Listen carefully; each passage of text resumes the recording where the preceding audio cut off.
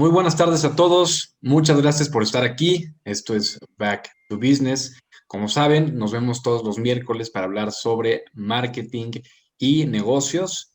Muchas gracias por estar aquí. A los que ya han estado en programas anteriores, pues por seguir atendiendo nuestras charlas. A los nuevos, esperamos que la charla sea de su agrado. Y pues recuerden, si les gustan nuestras charlas, compartan nuestro sitio web, que les pondré en el chat en un momento, para que más gente se suscriba, más gente pueda venir a estas charlas y pues claro, podamos crecer la comunidad.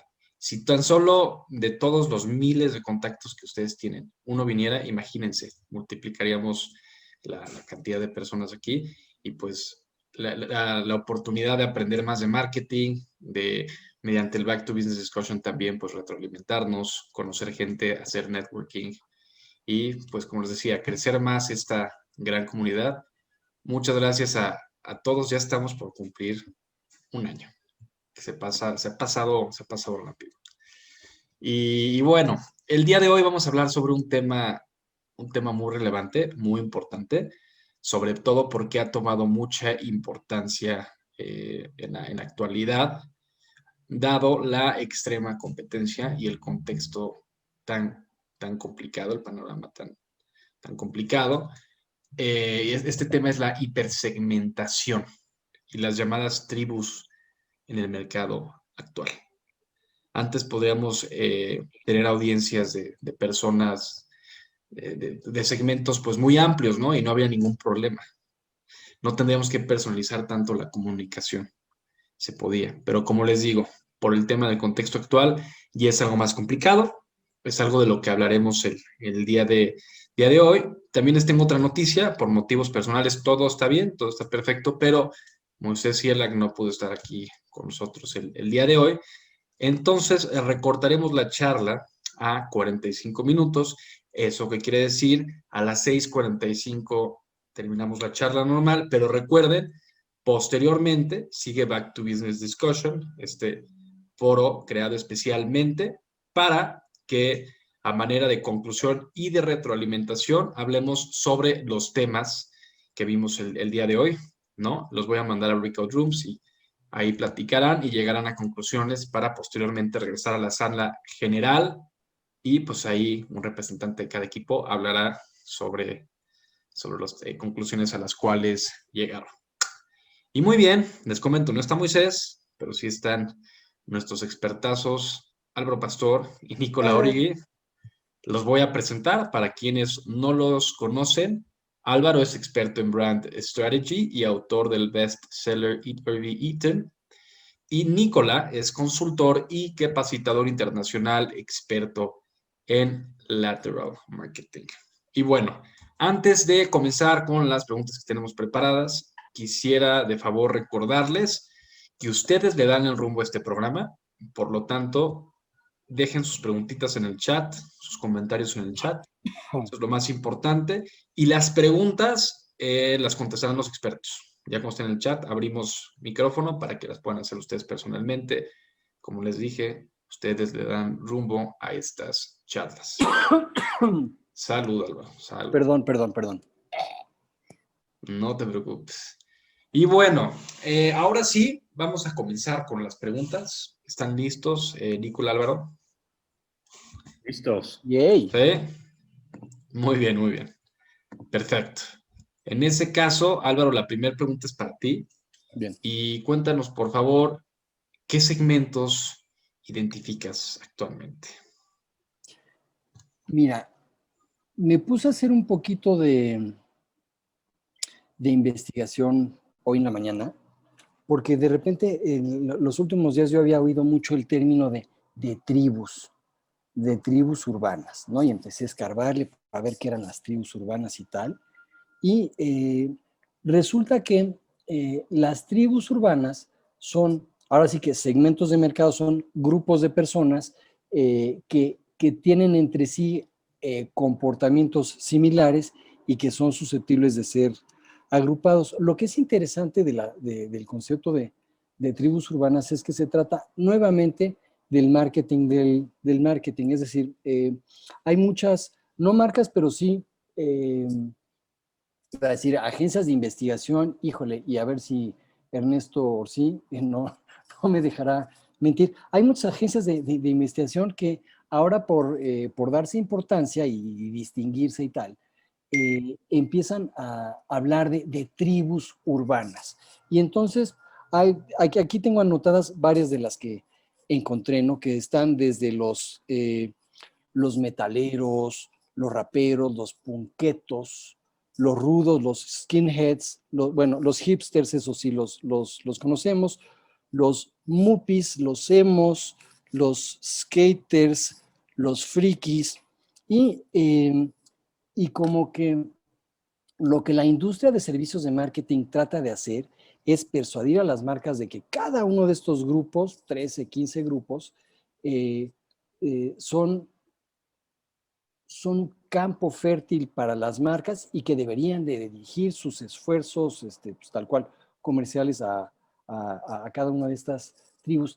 La bronca y la crítica que yo le veo al emplear el término de, bueno, no el término de tribus, sino más bien el basar tu chamba en tribus, es que cada tribu está definida básicamente por factores externos, es decir, ¿qué es lo que define a cada uno de ellos? La manera en la que visten, los lugares en los que socializan, la música que escuchan, el lenguaje que emplean, y todas estas cosas son, ahora sí que, superficiales.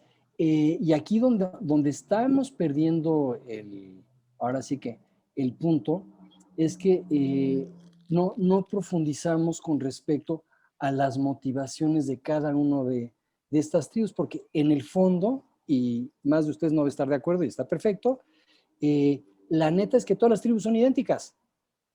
Es decir, son idénticas en el sentido de que lo único que están persiguiendo es rebelarse ante el status quo y nada más. Entonces, el primer punto que quiero hacer es que en este mundo de la hipersegmentación, olvidémonos del concepto de tribus urbanas.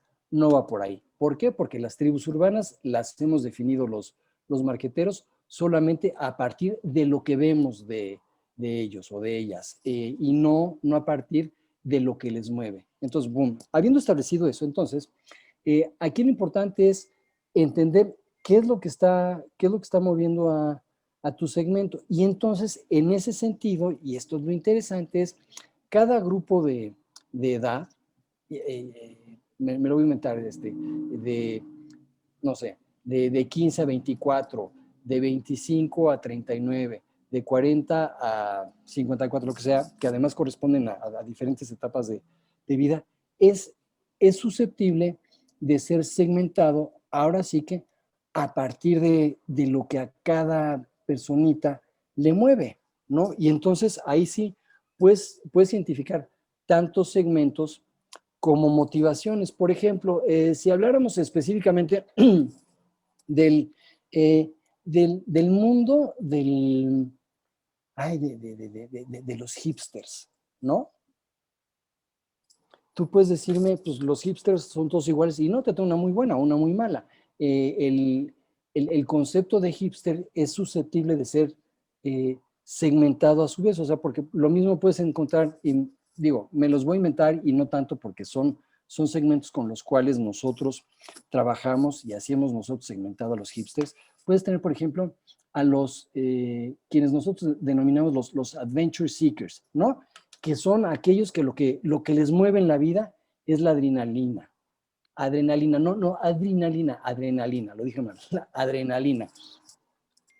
Y por eso entonces ves que se tiran en bungee, bueno, creo que ya nadie se tira en bungee, ¿no? Pero se tiran en bungee, en paracaídas y hacen, ¿no? Y corren riesgos extremos. ¿Por qué? Porque lo que les mueve es eso, la adrenalina. Está el sibarita o la sibarita, ¿no? Que lo que le mueve en la vida es el placer. Y entonces, y ahí es en donde caen la mayoría de los hipsters, by the way, ¿no? Y entonces, por eso es que encontramos ahora cervezas de boutique, ¿no? Mezcales artesanales, porque este segmento del mercado lo que está buscando es eso, el disfrute y distinguirse de sus pares a través de decir, oye, pues yo conozco más. Están también los bohemios o las bohemias, ¿no? Y lo que les mueve es la apreciación de la estética, obviamente los socializadores, y por eso tenemos el fenómeno de los afters, ¿no? Que terminas de reventar a las 3 de la mañana y te vas a otro a las 10, o sea, y creo que terminan de reventar a las 4 de la tarde de 3 días después, ¿no? ¿Por qué? Porque ese es su drive en la vida, es decir, ver y ser vistos. Y hay otro segmento que a mí me parece súper interesante en ese grupo de edad, que es el alto rendimiento, que es, chécate, aquí lo importante y a donde quiero llevarlos es al insight. Ahí lo importante es, piensa en una persona que está acariciando los 40. Y sabemos que culturalmente los 40 así como que el primer shock que todos tenemos en la vida, a pesar de que no pasa absolutamente nada. Y entonces son personas que su driver es validar que todavía pueden, validar que no han envejecido. Y entonces es justo en ese grupo de edad en el cual ves los índices más altos de participación en Ironman, triatlones, maratones, el que tú quieras. Pero en fin, aquí, para variar, una respuesta rarísima. El punto que yo quería establecer aquí es, ojo cuando alguien les hable de tribus urbanas, no se vayan con la finta, eso no es más que cosmético, es lo de arriba. Y cuando segmentas un mercado, para que efectivamente puedas tú actuar sobre esa segmentación y desarrollar una marca que le sea relevante, en lo que tienes que fijarte es en las motivaciones de las personas, qué es lo que les mueve en la vida, cuál es ahora sí que su driver. ¿Cómo la ves, Nico? Muy buen análisis, Álvaro. Creo que que has descrito, perdón, de una manera muy completa el fenómeno de las tribus, pero igual nos ayudaste a no perder de vista que como mercadólogo lo que tenemos que hacer es segmentar y los segmentos que escojamos puedan ser transversales a las tribus que hayamos analizado, ¿no? Wow, me encanta esa idea de transversalidad porque esto es interesante. Dentro de diferentes tribus o más bien a lo largo de diferentes tribus, vas a encontrar que existen, ahora sí que motivadores en común, porque finalmente, chécate, ¿cuál es aquí el peligro de trabajar con tribus?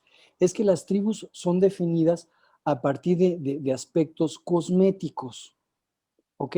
Aspectos de ejecución. Entonces, si tú te vas con la finta, empiezas a diseñar tu marca, tu comunicación a partir de tal cual, de manifestaciones, a partir de aspectos, insisto, cosméticos. ¿A qué me refiero cosméticos? La ropa, el lenguaje, no sé, la música, son cuestiones que pasan de moda. Y no hay nada más peligroso, a menos que esa fuera tu estrategia, no hay nada más peligroso que diseñar una marca cuyo fundamento es la moda. ¿Cuál es el peligro de eso o el riesgo? Pues que la moda, por definición, pasa de moda. Y eso es precisamente lo que no quieres. Aquí lo interesante es entender cuál es la motivación y el plus es que vas a darte cuenta que esa motivación, como tú estás señalando, Nico, atraviesa a lo largo de diferentes tribus. De entrada, un motivador que es común a todas las personas que pertenecen a una tribu, independientemente del sabor de esta, es esta necesidad de rebelarse. Y además aquí hay una cosa muy interesante con respecto a las tribus, o sea, digo, ya siendo muy cínico, eh, hay dos grandes drivers en ese sentido. Uno es la necesidad de pertenecer a un grupo, ¿no? Pero la otra es al mismo tiempo la necesidad de distinguirte. Eso es lo que es súper interesante y parecería que son dos fuerzas opuestas, pero al contrario, al final son dos fuerzas complementarias. Yo la única tribu que encuentro, bueno, lo que es interesante con respecto a las tribus es que si tú tuvieras que hacer un corte en los grupos de edad, el mayorcito que pertenece a una tribu tiene 30 años. Es decir, difícilmente vas a encontrar un skater de 32 años o un skater de 50, ¿no? digo, y si lo encuentras es patético, pero, pero sí me cachas. Y entonces aquí hay una cosa interesante que es, pues te habla, no sé si de un consumidor que todavía está en camino de definir su personalidad, sus preferencias, ¿no? A mí eso me parece súper interesante, pero el punto que yo quería hacer es que la única tribu que yo encuentro de personas mayores de 30 años es la tribu neta de los jarleros. Y esa me alimenté yo. ¿Qué son los jarleros? Son las personas que tienen una Harley Davidson. Y curiosamente, a mí a nivel de segmentación, o más bien a nivel de la palabra sería de tipología, me encanta el cliente de Harley Davidson, porque tú pensarías, bueno, ves una Harley, ¿no? Que está cromada, que el escape tiene un sonido muy particular, y o sea, muy grave, ¿no? Y es de formas así como que muy obvias, ¿no? Y entonces tú pensarías que la persona que compra una Harley Davidson eh, es rebelde, ¿no? Y entonces pensarías que es, no sé, básicamente pues, trabaja o toca en una banda de rock. Y no, esto es lo que es muy interesante. En términos generales, ¿quiénes compran una Harley Davidson? Yo te voy a decir quién. El director de finanzas de una compañía, un contador o un abogado. Es decir, son personas de entrada de 40 a 59 años de edad, obviamente con un ingreso importante, pero que viven del mundo, ahora sí que del establishment. Y entonces su manera de decirse a ellos mismos y a quienes les rodean de no, yo soy rebelde, soy independiente. Hombre, sí trabajo de lunes a viernes en un despacho de abogados de 9 de la mañana a 9 de la noche, pero eso es and by the way, porque yo de corazón soy rebeldote, ¿no? Porque así son, ¿no? Y además hasta fruncen el ceño así, ¿no? Y eso es lo que es interesante.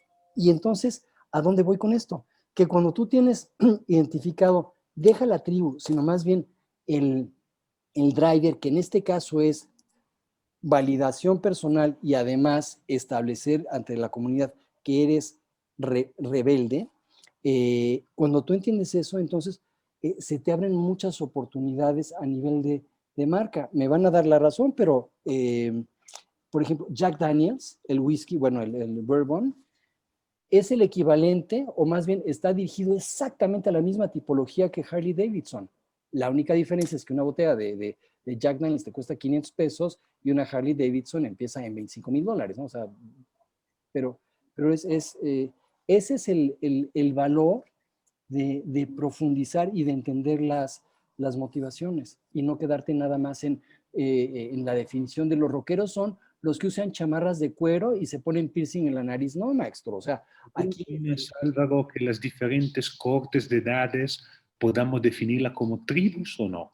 La, La tribu de los millennials, la tribu de los centennials. no como tribu, es decir, fíjate que a mí me parece que el aspecto demográfico es, en el mejor de los casos, solamente la mitad de la película, ¿no? Porque puedes tener dos personas exactamente del mismo nivel socioeconómico, exactamente del mismo grupo de edad y que sin embargo tienen gustos totalmente diferentes. Y tienen gustos diferentes porque buscan, ahora sí va a sonar filosófico, pero porque buscan cosas diferentes en la vida. Entonces, en mi experiencia es inclusive más útil el definir tu segmento a partir de las motivaciones y que definirlo a partir de los grupos de edad. El grupo de edad te da una cierta orientación, sobre todo cuando tú lo vinculas a una etapa de vida. Es decir, tú dices, piensas, ok, las personas de 25 a 34 años, pues seguramente están teniendo su primer hijo, pum, vale, ¿no? Pero es decir, solamente el decir que tienen entre 25 y 34 años te dice muy poquito. Entonces, yo no lo pelaría demasiado, la verdad. O sea, ¿tú crees que va? Tu plática, querido Álvaro, ¿eh? Creo que hemos aprendido que existe una tribu dueños de la Harley Davidson. Creo que esto es interesantísimo. Los Además, carleros, sí. esto se confirma por un hecho. Es gente que ama tanto a su marca que inclusive se la tatúa. Y otra cosa muy interesante, la tribu de Harley Davidson es transversal a diferentes segmentos. ¿Por qué? Porque que aman una Harley Davidson incluimos desde el alto directivo, el alto ejecutivo de empresa, el empresario, el dueño de una empresa y también el policía, por lo menos en Estados Unidos. En México es un poco más difícil, ¿no? O una persona que hace un trabajo normal y que el fin de semana descubre su verdadera alma. Es un perfecto ejemplo de una tribu transversal a diferentes segmentos. Ahora sí que entra otro grupo de edad. ¿Y tú cómo la ves, Fer? ¿Tú qué pensarías? Perdón, es que estaba en mute. Pues realmente yo estoy de acuerdo, yo estoy de acuerdo en el sentido de que las tribus pueden representar a varios segmentos, sobre todo cuando hay ideales o causas detrás de, ¿no? Creo que estas marcas que están platicando, por ejemplo, Harley Davidson o Jack Daniels tienen algo en común, que es que apelan a la rebeldía, como tú comentabas, Álvaro, al tema de la libertad, ¿no? No tengo cadenas, I'm unchanged, ¿no? Qué bien. Y creo que todas, esos, los segmentos, no importa si tienen, como tú comentaste, son de 45 a 60 años, o si nos vamos por los millennials, si ellos son afines a esa creencia, y mientras obviamente no vean la marca como obsoleta o vean que le pertenece a otra generación, porque luego sí, creo que hay un problema cuando las marcas se enfocan tanto en una generación que descuidan las que vienen, ¿no? Y pues obviamente envejecen y luego ya no conectan, pero creo que cuando la marca logra dedicarse a una causa que es tan fuerte, trasciende un poco estos datos de limitaciones demográficas, ¿no? Se convierten más, va más allá a las motivaciones psicográficas, ¿no? Y conecta. Yo creo que va más por ahí. Eso es lo que yo creería. Como comentabas, creo que la edad, Álvaro, o sea, sin duda sí tiene algo que ver. Obviamente uno va madurando con los años, pero muchas veces podría sorprendernos que hay personas de cierta edad que están haciendo algo que parecía que no es de esa edad, ¿no? En el sentido que hay personas de 45 años que pueden seguir teniendo como motivación yéndose al antro a reventarse, ¿no? O sea, se vale. O personas de 25 años que ya tienen hijos, son padres o madres de familia, que tienen otras responsabilidades. Entonces, me parece bien o sea, lo que ustedes dos comentan, Álvaro y Nicolás, estoy de acuerdo. Y Álvaro, veo que quieres comentar algo. Traes ahí Sí, no, está pensando, digo, quizás rompiendo un poquito con nuestro formato tradicional, pues digo, de todos modos ya lo rompimos desde el momento en que el doctor no nos acompaña hoy. Creo que Ernesto Orsi, buen amigo, puede aportar a la discusión porque finalmente pues, esa es justo la chamba que él hace, ¿no? Estudios de mercado y seguramente tendrá un punto de vista con respecto a esto. Adelante, Ernesto. De acuerdo, Ernesto, a ver, ahí va, ¿tú qué opinas? Dale, gracias, qué gusto saludarlos a todos, Álvaro, Nicola, Fernando y todos los asistentes. Les comento un caso de un estudio de segmentación que hice en alguna ocasión para Domino's Pizza, para los consumidores de pizza, que va totalmente de acuerdo con la transversalidad que dice Nicola. O sea, por ejemplo, algunos de los segmentos eran los pamboleros, ¿no? Los que consumen pizza únicamente cuando hay fútbol. Y eso puede ser un darqueto, o puede ser un chavo nice, o puede ser un señor de 80 años, ¿no? Entonces, se aplica a un tipo de conducta, o un estilo de vida, o el oficinista, el que pide siempre la pizza porque no le da tiempo para salir a comer y puede ser un godín, o puede ser el director de la empresa, o pueden ser los directores porque están en junta. O sea, la transversalidad se da totalmente. Y otro ejemplo también es la cultura Apple, ¿no?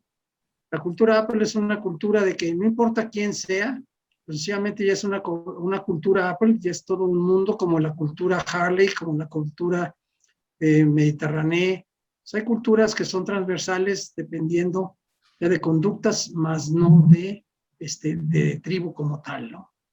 Ese era el comentario que quería hacer.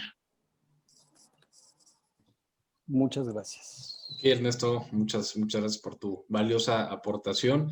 ¿Ustedes qué opinan, Nicolás, Álvaro? Dale, Álvaro.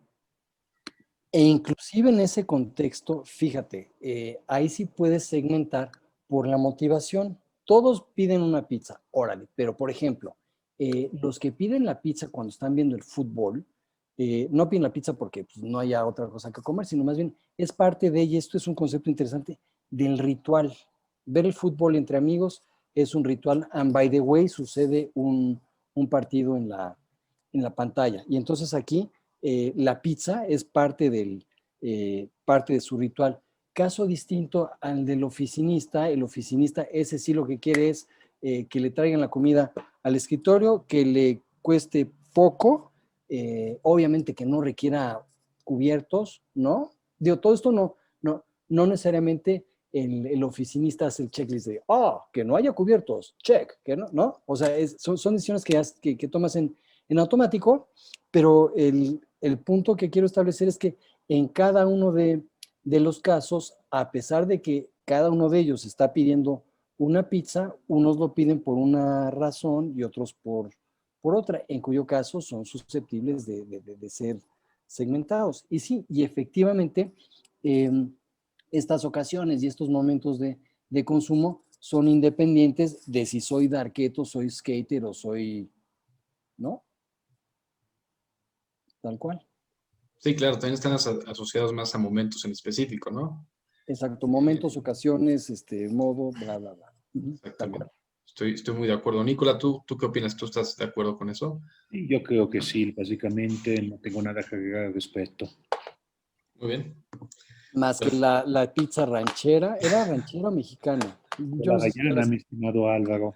Oye, pero ¿sabes qué? Bueno, ya, esto es más bien anécdota. Yo creo que debe haber negocios en problemas y Domino's con la pandemia, porque antes, pues, si querías pedir algo para comer a casa, pedías Domino's y chava bye. Pero ahora en fin, el abanico de opciones es amplísimo. Anyway, bueno, gracias a los rapis de este mundo. Bueno, me hubiera ahorrado el comentario. Vámonos, bye. De acuerdo. Muy bien, pues nos vamos a la siguiente pregunta. La siguiente pregunta es para ti, Nicola. Ya hablamos sobre los segmentos, ¿no? ¿Qué segmentos, qué tribus identificamos? Sobre las motivaciones, datos demográficos, etcétera. Pero ahora, ¿por qué no platicamos, Nicola, de cuáles son las ventajas y desventajas de hipersegmentar?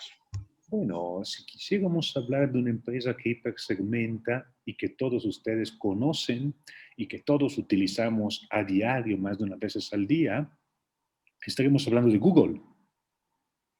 Google es el perfecto ejemplo de cómo la hipersegmentación ha podido ser algo exitoso. Cuando tú buscas en Google, no haces habitualmente búsquedas genéricas, haces búsqueda muy específica. Por ejemplo, plomero cerca de la zona de Santa Fe en Ciudad de México. Entonces, ese es un ejemplo interesantísimo de hipersegmentación que va muy ligado al concepto de long tail. Me explico. La mayoría de las búsquedas de Google son búsqueda long tail, es decir, búsqueda extremadamente específica, ya sea geográficamente, ya sea por necesidad, ya sea por uso, dependiendo de cómo la persona esté buscando, ¿no? Por ejemplo, un ejemplo interesante es restaurantes cerca de mí. Este es un ejemplo de una búsqueda hipersegmentada de Google. Google es un perfecto ejemplo de cómo la hipersegmentación funciona y ha hecho de Google una de las empresas más rentables y más exitosas al mundo. A mí me gusta definir como que Google es la mejor agencia de publicidad y la más rentable, gracias al íntimo y profundo conocimiento que tiene de los clientes, de las personas que usamos Google como para buscar cosas y que permite a los clientes de Google, las empresas que se anuncian en Google, precisamente adoptar este enfoque de hipersegmentación. Por el otro lado, también hay que ser cuidadoso porque tenemos que asegurarnos que el segmento sea lo suficientemente grande como para que sea rentable. Este también es otro aspecto sobre el cual hay que empezar a hacer ciertos razonamientos y que podrían hacer que la hipersegmentación no sea tan rentable. Aunque, repito, con Google, gracias a las herramientas que tiene, a cómo funciona Google, hoy podemos hablarle de una manera rentable a los italianos residentes en México, que somos 25.000 personas en todo el país. Entonces, una marca que vende productos italianos, gracias a Google, puede estar exitosamente presente en este microsegmento. Si no existiera Google, no podría. Mira, ahí te va una observación y te doy totalmente la razón. De entrada, el segmento que tú escojas tiene que ser rentable desde el punto de vista de lana y se me ocurría lo siguiente, también debe de ser factible desde el punto de vista de producción. Ahí te va. Y mucho tiene que ver con tu modelo de negocio. Por ejemplo, tú imagínate que eres Unilever o Coca-Cola o el que sea, eres Coca-Cola, ¿no? Y por más que tú sepas que en el mercado existen 25 subsegmentos o 25 tribus, ni de broma vas a producir 25 versiones diferentes de Fanta o de Coca-Cola o del que tú me digas. ¿Por qué? Porque en la medida en la que tú empieces a atender segmentos específicos, tus economías de escala y de proceso empiezan a reducirse. Ahora, sin embargo, cuando tú te vas a un modelo de negocio diferente, que es, ahora sí que produzco bajo pedido, esa es otra historia. ¿Cuál es el ejemplo que me venía a la mente? Starbucks. Ah, buen ejemplo. Starbucks, ese es el chiste. Es decir, ahí tienes dos elementos. Uno, hago mi producción contra un pedido ya fincado, que finalmente el pedido es cuando tú llegas a la caja registradora y te dicen, hola Nicola, buenos días, ¿quieres otra vez tu espresso doppio con quién sabe qué? Y tú les dices que sí, pero es decir, ahí levantaste el pedido, ¿no? Esa es una, pero lo interesante, no solamente, digo, por un lado, en ese momento fabrican o producen el goodie que van a darte porque ya tienen una orden de compra o un pedido específico contra ese producto. Esa es una. Y la segunda es cuando la producción está vinculada al consumo, que también es el caso de Starbucks, es el caso también, por ejemplo, de los restaurantes, de Domino's, bla, bla, bla, ¿no? Ahora, en el caso de los restaurantes específicamente, aplica el principio que yo acabo de señalar, que es en la medida en la que adecuas tu producto a cada segmento, pierdes tus economías. ¿Cuál es? A ver, ahora que viajemos, los que viajen a Estados Unidos próximamente, vayan a un restaurante y pidan, ¿qué les late pedir? ¿Qué se te antoja en Estados Unidos? Una vaca, ¿no? O sea, que te traigan Sin duda, mi querido Álvaro. así un filetón así de gordo, ¿no? Nunca he entendido bien las onzas. Creo que una onza son 30 gramos, de 24 onzas, ¿no? Entonces debe ser así un animalón, ¿no? Pero entonces tú dile, sí, con una papa asada, una papa al horno, sí, por favor, pero sí, que sí traiga crema, pero que no traiga cebollín. Se vuelven locos, no hacen eso, ¿no? ¿Por qué? Porque los productos están, a pesar de que tienen a pesar de que lo van a producir contra una orden, ¿no? O sea, no hay inventario, sino contra una orden de compra, pum, vale. A pesar de que están produciéndolo en el momento en el que se va a consumir, en la medida en la que lo personalizan, desaparecen sus economías de escala y de proceso. Y entonces, digo, la neta, a mí me parece milagroso que los restaurantes en México sean viables, porque aquí sí, ay, tráigame unos huevitos rancheros, pero quiero que la yema de uno esté bien cocida y la yema del otro tiernita, neta, y te lo hacen. Sí, es correcto. Entonces, bueno, yo creo que hay una línea, ¿qué es lo que quiero decir? Hay una línea muy delgada entre la segmentación y la viabilidad económica de satisfacer esa segmentación. Yo creo que hay que encontrar tal cual el equilibrio entre ser relevante, pero también el ser viable desde el punto de vista de dinero. Muy bien, Álvaro. Ahí está todo. Aquí Perfecto. vino mi cuate hoy. Preséntalo. Ya Hoy va a hoy no estar lo... en la ausencia de Moisés, ¿no? Está bien, ya Exacto. tenemos ¿Y su tú pregunta preparada. a ver qué opina Polito? Se llama Polito. ¿Qué opina Polito sobre la hipersegmentación? Exactamente. Muy bien, Álvaro. Y bueno, tenemos una pregunta del público. Es más, pero antes de eso, a ver, es que yo quiero Sí, aprovechar que tú eres experto en el mundo online. A mí me llama mucho la atención el concepto de buyer persona. ok. Cuál es la diferencia entre una tribu, un segmento, un buyer persona? Mira, Digo, qué bueno que lo mencionas, Álvaro, porque luego sí existe como esa confusión, ¿no? Sobre todo porque son conceptos similares.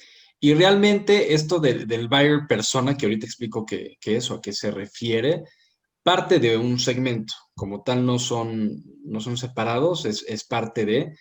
Y lo que quiere decir buyer persona específicamente es una representación semificticia de un cliente ideal. Como sabemos, todas las marcas tienen el cliente ideal, ¿no? Lo que pasa es que muchas veces está ese segmento en donde se definen rangos de edad, nivel socioeconómico, ¿no? Motivaciones, intereses, etcétera, zona geográfica, es decir, datos demográficos, psicográficos y demás. Pero todos estos datos en ocasiones pueden llegar a ser muy, muy fríos. ¿Y a qué me refiero fríos?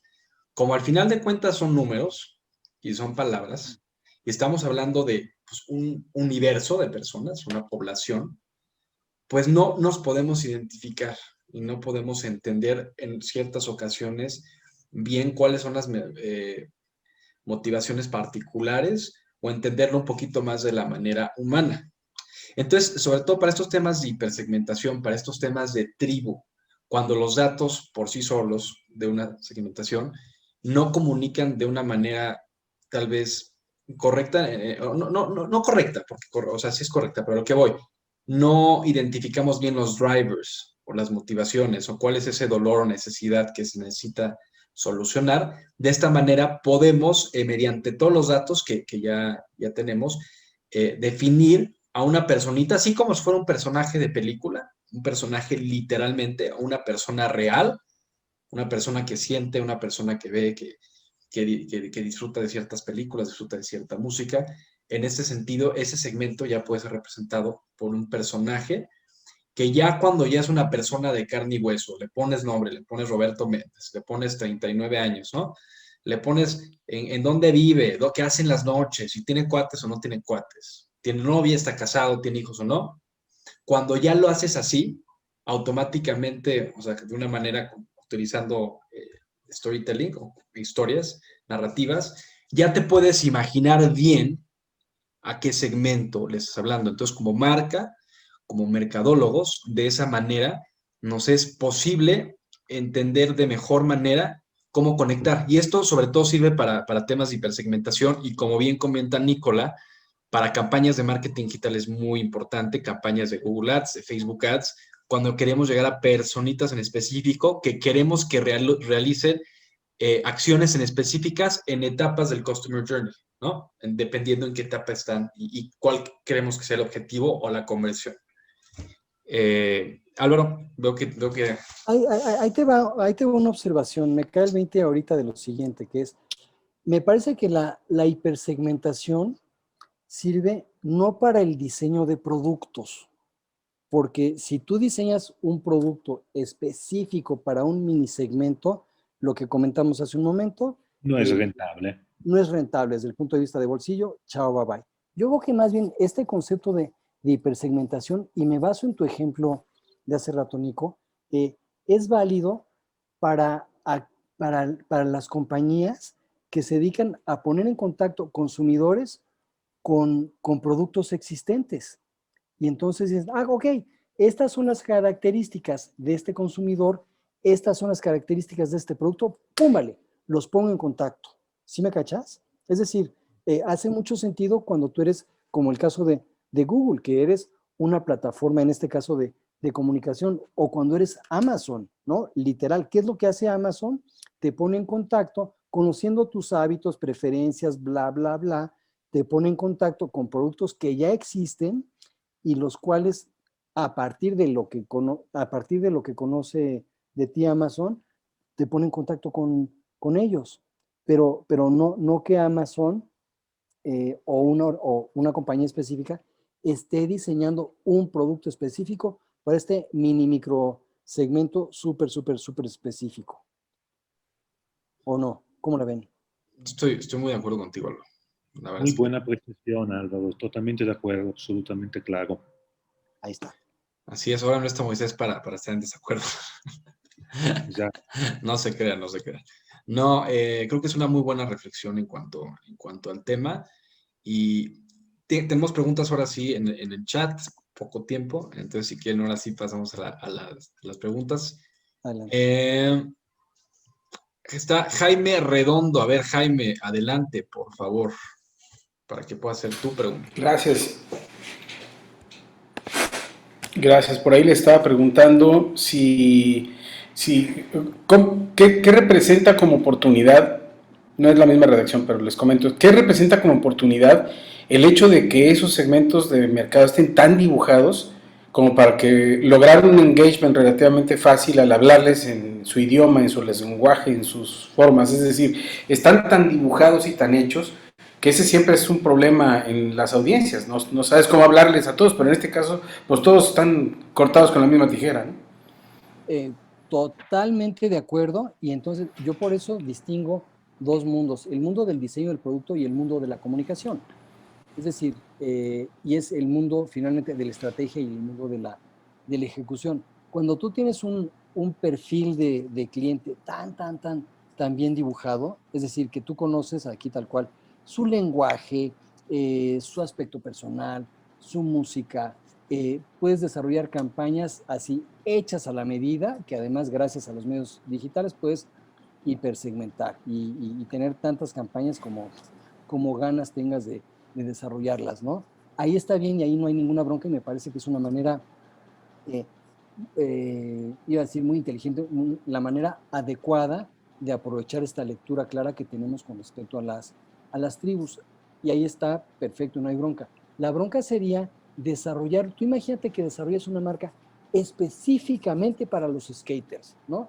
Y como el skaterismo finalmente es una moda, entonces es una marca que te va a durar el chiste 2, 3, 4, 5 años y chao, bye bye. Es decir, porque aquí en marketing es al revés de los perros, ¿no? En marketing aquí 7 años del mundo es un año en marketing. En el mundo de los negocios, de las marcas y el marketing, pues más bien el horizonte es de súper largo plazo, en cuyo caso no merece la pena el desarrollar tal cual, una oferta de valor o una marca para una tribu específica, y sobre todo porque la diseñaríamos a partir de las cuestiones cosméticas, es decir, de las cuestiones de ejecución, y no hay nada de fondo. En términos generales, siempre va a ser lo mismo. Esta marca te permite pertenecer y esta marca a la vez te permite